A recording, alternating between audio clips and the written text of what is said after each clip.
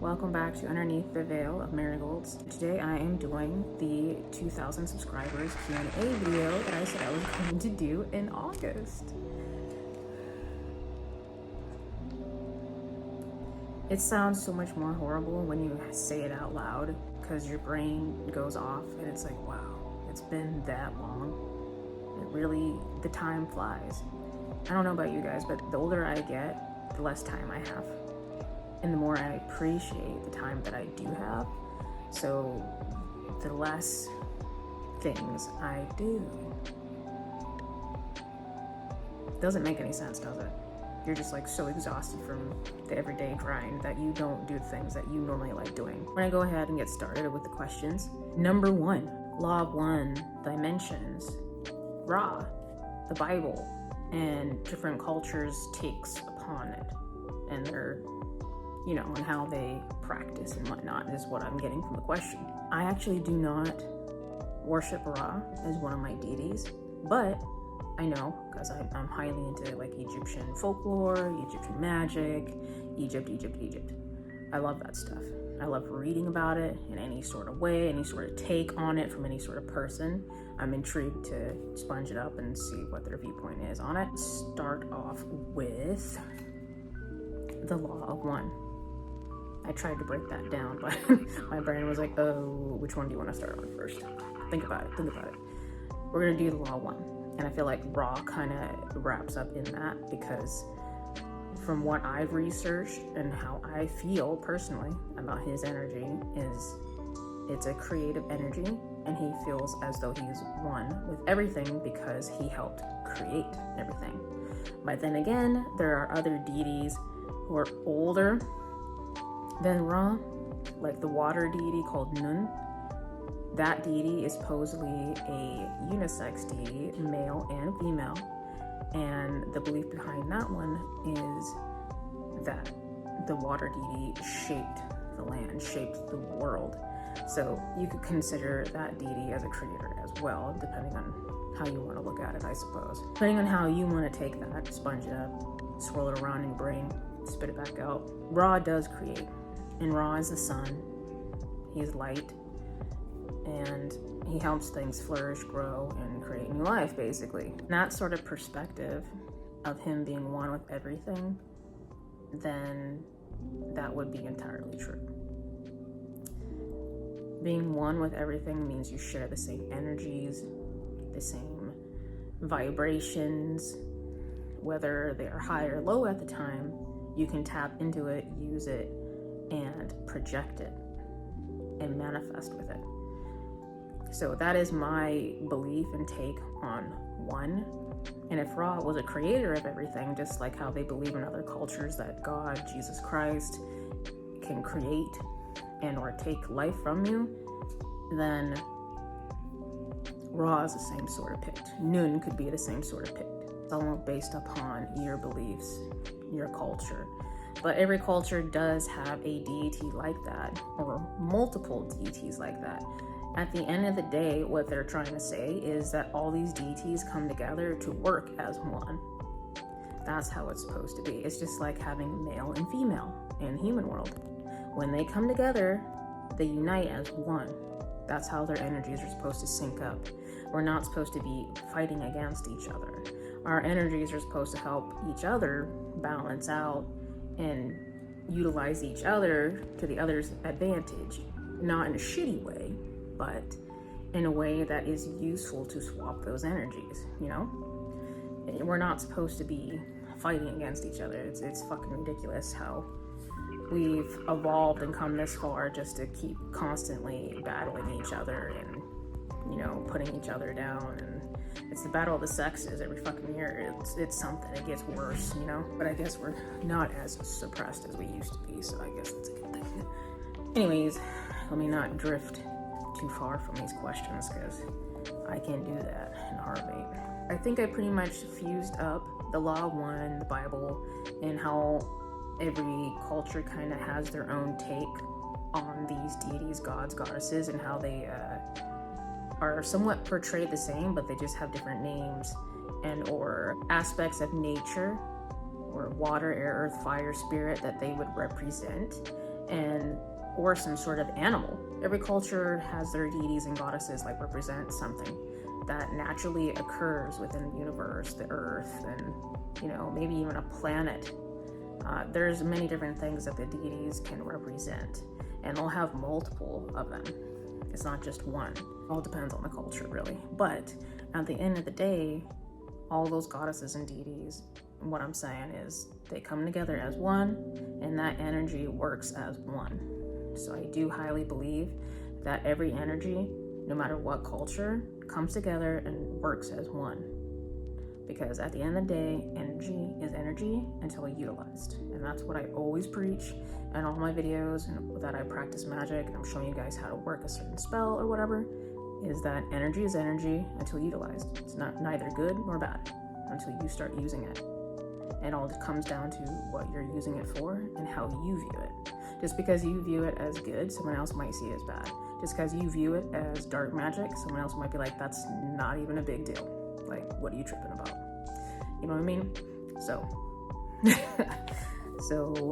all right, I'm gonna wrap that part out. We're gonna go on to the dimensions part of this question. Dimensions. I do believe in other dimensions. I do have a video on my channel where I talked about seeing a shadow figure. And I believe when our active mind, our awake mind is shut off and we can relax that, we can open up gateways and dimensions to different worlds and different creatures and entities to come into the world that we are currently in. Or at least for a brief moment. I don't think they can actually like sustain full-on physical life or apparition within our realms, but I believe something very, very close can take place. With that ramble out there, I do believe in different dimensions, and I believe we can travel into different dimensions through our sleep by having our subconscious mind take over our active mind that's constantly always present and suppressing what's in our subconscious mind. If anyone studies psychology or anything like that, you might have a better take of what I'm talking about. Or people who just like to research stuff like I do, you might get some bits and pieces and be like, oh, I get it, I know what you're talking about. But I'm not always the best at explaining things, so it might be kind of confusing at the same time. The subconscious mind can come into play, and those things that we suppress can build up and create traumas and whatnot in our bodies, and that energy can attract like energy. I feel like whatever's there can actually pull in different energies from these dimensions, kind of like a calling, basically. Like, I was gonna say mating call, but it's not really a mating call, but it's a call that's familiar to the same sort of pack, the same sort of breed, or whatever you want to call it, something like that, something along those lines. But I feel like that can draw other things to you. And there's a lot of things that we have in our subconscious. It's not just trauma. There's plenty of things just laying beneath the surface that are underneath the veil, so to say. We can attract certain entities or deities and different creatures from different dimensions, different realms to come towards us. And I kind of feel like my experience with that, with the sleep paralysis, as most people would say it, that creature was most likely from a different realm that was attracted to my energy at the time, or the other person's energy at the time, and I happened to just pop into that little zone at a prime time, I guess, to see what was going on. And I feel like we can tap into these dimensions through proper meditation, heightening certain senses like smell, and shutting down senses that we often use too much, like using our eyes, just in general. You need to stop looking with your eyes and start heightening and using other senses to tap into these dimensions, into these realms. Practice astral projection. It's a hard thing to do. It really is. It's very rewarding at the end, because at the end of the day, the sensations and the emotions and the feelings and what you've witnessed when your eyes were closed and not open is so incredibly rewarding. So I do highly believe in different dimensions, different realms. I think that's it for that question. I hope I hope that answered some of it, and you know, it gives you like a different take, maybe a different viewpoint or whatever on what you asked, and I'm gonna move on to the next one. So question number 2, how do we truly manifest someone specific? I want to say that you can and you cannot at the same time. You can have specific desires and needs that you would like in an individual, in a relationship, or maybe a friend, and how this manifestation is working. I'm not sure if it's love or a friend, but either way, it's the same sort of deal, You can have those specific standards, wants, and needs from this person, from this friend or love interest. You can lock that down and do spell work for it to draw that in. You have to keep your standards high and do not waver from those standards. Know what you want is how you're going to draw that individual to you. Do not break those standards for anybody. I know this might seem like very, very high maintenance. At the end of the day, it's not. I was in a relationship, a 13-year marriage, where I was with somebody that I didn't need to be with, I didn't really want to be with, and that put in perspective that I needed to have goals, I needed to have standards, expectations from an individual. And the longer I was with this person, it taught me that the next person I want to be with, whoever that is, or if it even happened, I didn't care. I just wanted to get out of that relationship.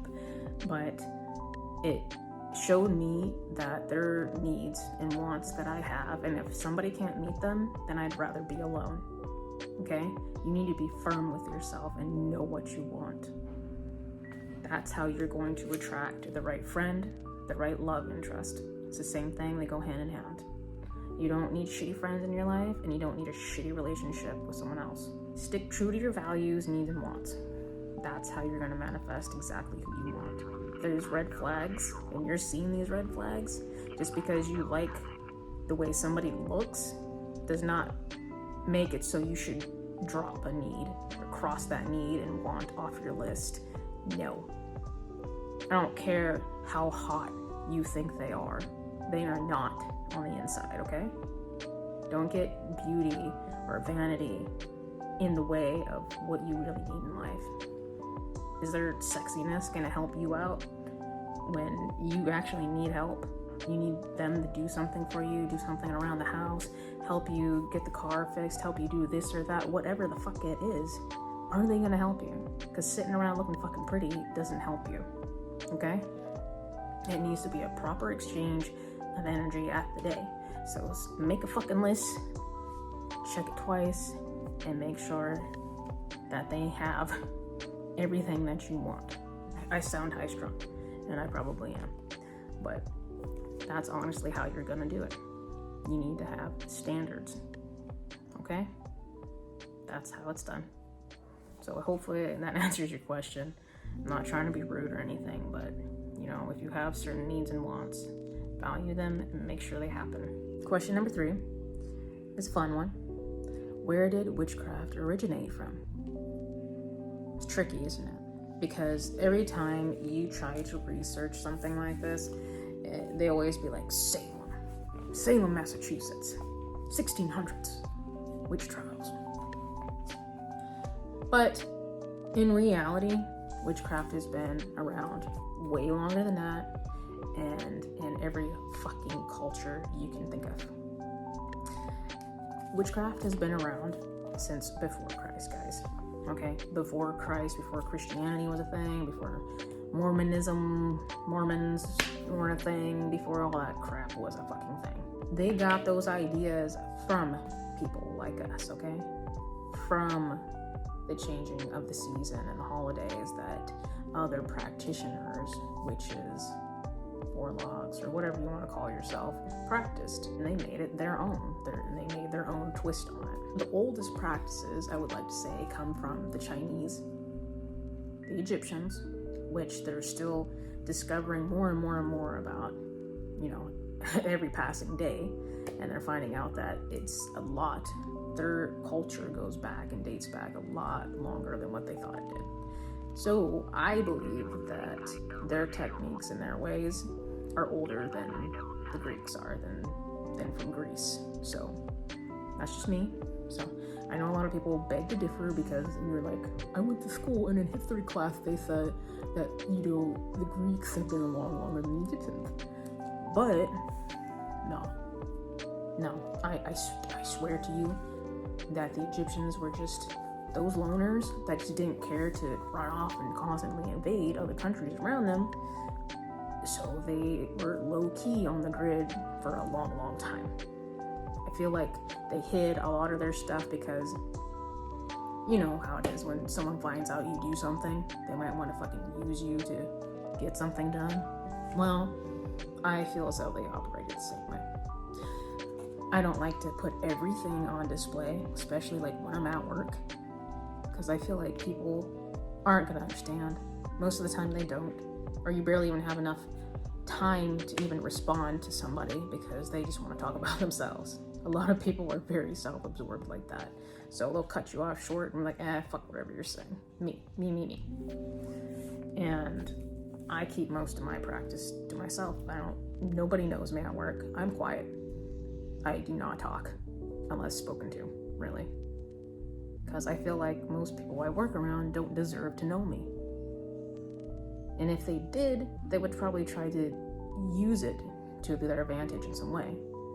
Because that's the energies that I feel in my workplace. It's sad, but true. It makes you want to go hang out with people, doesn't it? Okay. But that is my take on that question. There's no specific answer that I can really give on that question. I feel like this one was just more for fun anyways, but we've been practicing and doing rituals probably since freaking Stone Age, guys. There's probably some guy out there that's not documented, just prancing around the fire with a stick, and he smashed a rock just to get some critters to go away, and someone saw him do it and was like, what the fuck? And he just do a ritual? What is that? Is it magic? It's a devil's work. And they had no idea what the hell he was doing. You know, there's shit like that that's undocumented, that goes back centuries. Okay, so there's really no exact pinpoint that you can give of who was first in line practicing magic, witchcraft, you know?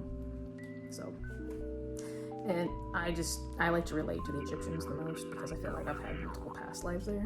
So I feel like that is one of the most magical places around, and I would love to go there someday. So I would like to live there eventually. I feel like once I get there, I'll be like, I'm finally home. That home feeling that I've been searching for. But we'll see. Okay, that's it for question number 3. I'm gonna move on to number 4. Number 4, can anyone become a witch? I'm going to say yes, anybody can. You do not need to have a bloodline of witches within you, dating back to Satan knows when. You don't. You really fucking don't. Am I going to say you are going to be one of the strongest witches compared to some other witch who does? No. That witch who has a bloodline might not even be as strong as somebody who is, we're going to use a Harry Potter reference, Muggle-born, okay? Muggle-born. And that Muggle-born might be way more powerful than you, okay? It all depends on how well you know how to utilize your energy within you. Because your vessel is just a container of energy, really it is. And you can use your own energy, you can channel in energy around you, you can raise that energy, lower that energy, and do all sorts of shit with it. That's what witchcraft is. But if you cannot learn how to control and channel and project and manifest with your energy, then your spell work is going to fail.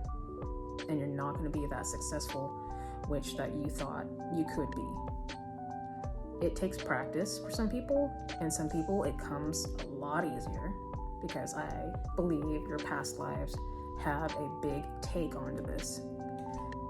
If you've lived multiple lives being a practitioner, these things come easier to you.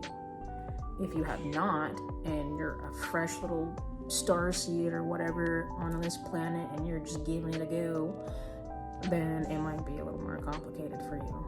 But it doesn't mean you should stop. First reincarnation of actually being a practitioner, and you should give it everything you got. It's a very rewarding path. It's a very unrewarding path sometimes, so it may feel, because you're gonna feel kind of like an outcast, okay? But at the end of the day, you have so much more insight than just the average Joe, and that right there is something to be thankful for. Hopefully that somewhat answers your question there. That's just my viewpoint. That's my take on that question. I'm sure other people will beg to differ, just like on any other question that I'm gonna bring up. Question number 5, what do I do for a living?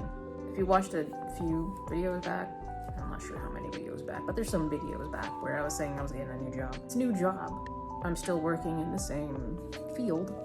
I am a global inventory and sourcing specialist for a very well-known company. Here's the real question. Do I like what I do? Do I really want to be a global inventory and sourcing specialist? Fuck no. No. I don't care how much money I made. Do I want to do that as a living? No, I don't. I really don't. I do not want to work no more. I really don't. The only person that I want to work for is me. I would love to own my own business, and I have mentioned in a vlog video that I do have hopes and dreams and goals of opening up a metaphysical shop that has a library, it has a cafe, that has like a room that you can rent out, that you can do workings there if you want to. You just have to pay a certain price for X amount of hours. And you can come into that shop and buy any sort of little metaphysical thing that your fucking heart desires, okay? I want it to be like a magical sanctuary for people like us, okay? That's the dream. That is the fucking dream, okay? And it's gonna be inside one of those gorgeous, big, old school 1800s, like manor style looking homes. That would be the thing that I would do until I can't lift a fucking finger anymore and it cracks off, okay? I would do that because that would be something that I love. That's something I'm passionate about. I'm not passionate about working in fucking inventory and sourcing. I don't care about that. I'm good at it, but I could care less. I could really fucking care less. So, yeah. That's what I do for a living. We're on to the last question. We're on to number 6. And number 6 is, how do you make somebody realize that they've passed up the best relationship of their life? What kind of spell work can you do to make them come to that realization? They don't necessarily want to hurt the person or do anything shitty to them. They just want them to come to the realization of, this was the best match for you. How do you deal with that? What do you do? The spell that you can do for this is a simple little freezer spell. Freezer spells don't have to be shitty things that you just do onto people. It really doesn't. A freezer spell is literally to make something stop from happening. So if you want this person to not have any more relationships going forward, or if you want them to experience bad relationships going forward, then you can make that happen as well. Like they're frozen and trapped within having bad relationships. You can do that. This is something that's very simple. And then for this specific style of spell, I would just use water. I wouldn't put vinegar in there or anything like that to try and sour that person, because it sounds like obviously you don't want to hurt them. So you need a container. You're gonna need a little piece of paper. You can make a doll, a clay doll of this person if you want to, and carve their name and birth date into it. And if you have a picture of them, then put it onto the little clay doll. Or if you just have a picture, that's fine. Flip the picture over, put their name and birth date 3 times. You're gonna overlay the name and birth date straight across 3 times, nearly straight across. And then the opposing way, straight down, 3 times, you're gonna say, cease all relationships, or all relationships will fail. Something along those lines is what you're gonna have to say. You're gonna write that down 3 times. That should be really all it takes. You're gonna fold that up with the picture side inward. You're gonna fold that up, and then you're going to put it in a little bowl of water. The container of water is what it should be, because you're gonna put this in your freezer. It's called a freezer spell for a reason. It's going in your freezer. You're gonna put that into some sort of jar that's not gonna crack and burst in your freezer and have shit go everywhere. Or you're gonna put it in some sort of like bag, Ziploc bag, whatever. But if you're putting liquids in it, it's kind of gonna leak out. So, but I would just use some sort of Tupperware. Plastic Tupperware would honestly work one of the best. It would be the best. So fill that up with water. Make sure the picture or little doll and the picture is fully submerged in there, because the little doll can be a representation of the mind, body, and soul of the person that you're trying to, you know, have them have failed relationships. And then put that in there. Fill it, cover it with water so it's completely submerged. Put the lid on the container. Get your intent in there, your visualization into the object at hand, the container, the little piece of paper that's in the container that you're freezing, whatever you got going on. It can be as simple as that, as a little piece of paper, person's full name, full birth date, and then overlay your intentions on it. Put it in the water, freeze it. That's the mildest sort of approach you can have if you do not actually want to harm somebody, okay? Freezer spells are simple, easy to do. Place your intention in there, pop that baby into a freezer, and if you would like to do this on a full moon, do it on a full moon. You got that much more energy to work with. So just keep track of your days and the moon cycles, and then pop it into the freezer. Do not take it out of the freezer fucking ever, because you want this person to have these failed relationships. If this person starts talking to you and realizing, hey, I came to realization that you are my best match and I was just being a fucking idiot, which is horrible. They should have already realized this in the first place, and it's just something I wouldn't tamper with, because I feel like if you don't value me now, then how the fuck are you gonna value me in the future? Then I would let it go. I would just cut it off. But I understand that if you're in love with this person, then that's gonna be rough. But that's why we have spell work, right? Do not thaw this spell out. Do not take it out of your freezer. Don't throw it in the trash or anything. Leave it in there until you know that this person is coming back around. And then when they do not just take it out of your freezer and throw it in the trash. You want to thaw it out, because that person is slowly gonna start warming up to having a good relationship. And if you said all her relationships are gonna fail on that little piece of paper, then literally all of them will fail, even the one with you. So you have to thaw out the spell to have that time come back into the present, so that the present relationship will work. And then once it's thawed out, then you can discard of it. You can bury it, get rid of it. You can trash it, get rid of it, okay? The whole point is to thaw out the intentions, the binding intentions that were in it. You not just want to willy-nilly throw it away, because that's basically like you just threw your chance away at the same time. So it's the easiest way to approach it with minimal supplies. That's one of the most effective. I went through all the questions, and I hope you enjoyed getting to know me a little bit better. And if you have any more questions about anything, feel free to place them below, or email me at UnderneaththeVeilofMarigolds@outlook.com, and I will get back to you there. Please do not email onefitbruja@outlook.com anymore. I am not using that account anymore. That is an old account. That was for the old name. I'm trying to get everything to match up with the new title change for YouTube and all that jazz. So I'm sorry if you've been messaging me there. I will check every now and again, but do not expect a quick response if you are emailing the wrong email. I believe I did place it in the About section, the new email. So email that email if you want to talk to me. Okay? All right. Until then, I will see all you lovely little brujitas later.